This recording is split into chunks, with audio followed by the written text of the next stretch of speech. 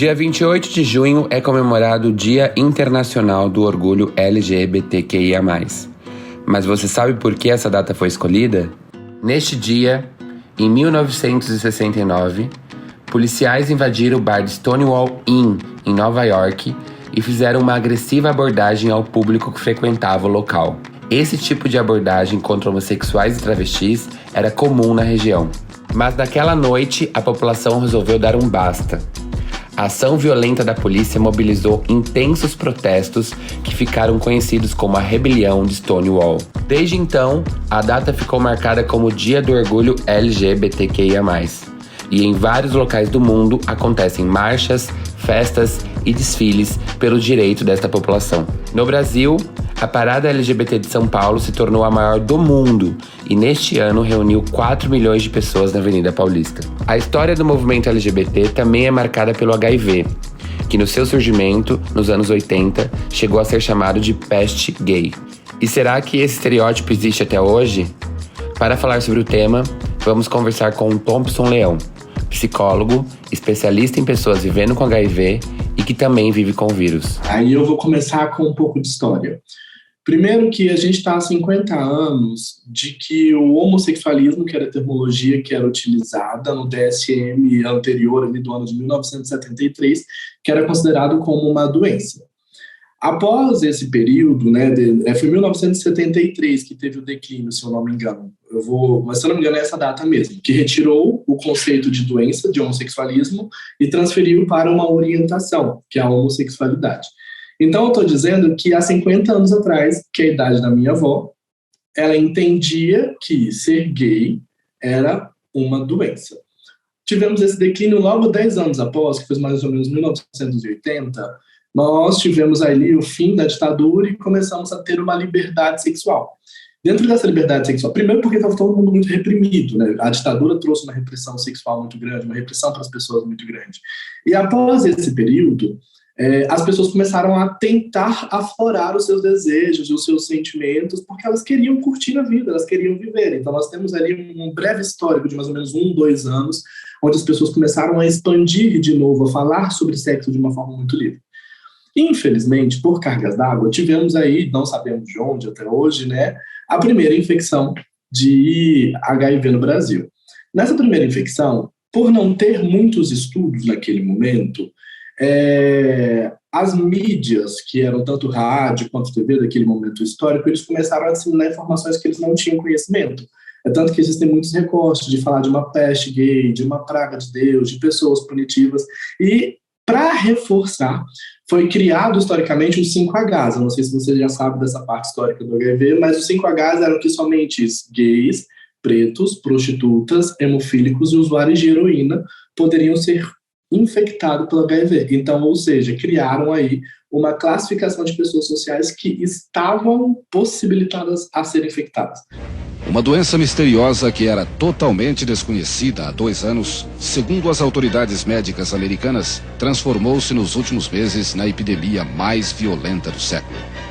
Trata-se da Síndrome da Deficiência Imunológica, ou AIDS.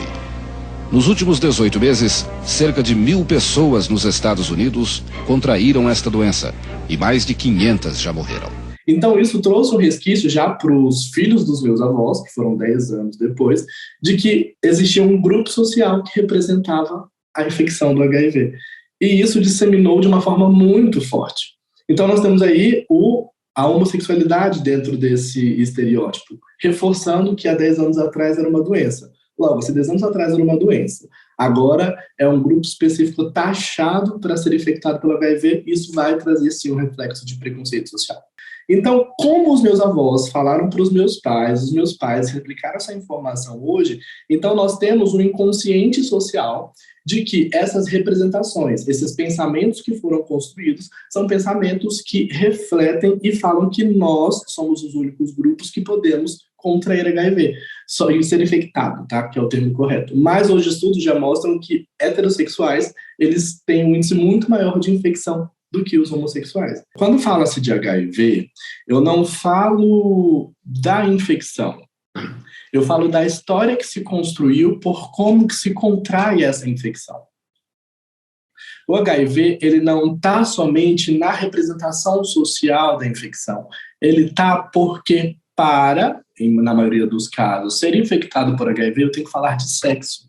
E nós vivemos em uma sociedade que ainda existe uma estrutura patriarcal de famílias nucleares, onde, no meu próprio caso, como exemplo, não se é permitido falar sobre sexo. Então, se eu trago o HIV, eu vou trazer o sexo em questão, que é um assunto não tocado dentro dos seios familiares. Então, isso vai trazer uma repressão, aonde vai tocar no fator histórico que já vem aí se repercutindo por mais de 40 anos, que somente esse grupo de pessoas poderiam ser infectadas, logo vai me trazer uma rejeição. Então, olha o tanto que é pesado. Fazendo uma associação livre, me recordou de uma fala isso não foi de um paciente, de um amigo, que quando ele contou para o irmão que ele tinha sido infectado por HIV, o irmão só disse a seguinte fala: gay, quando não morre matado, morre de doença.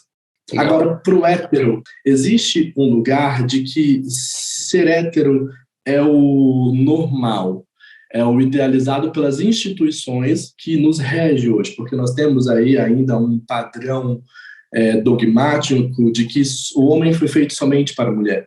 Então, tudo fica muito preso ali, aquele, eu já estou salvo, eu já sou perfeito, eu sou hétero, esse lugar classicista de ser hétero, porque o ser heterossocial é o ser aceito.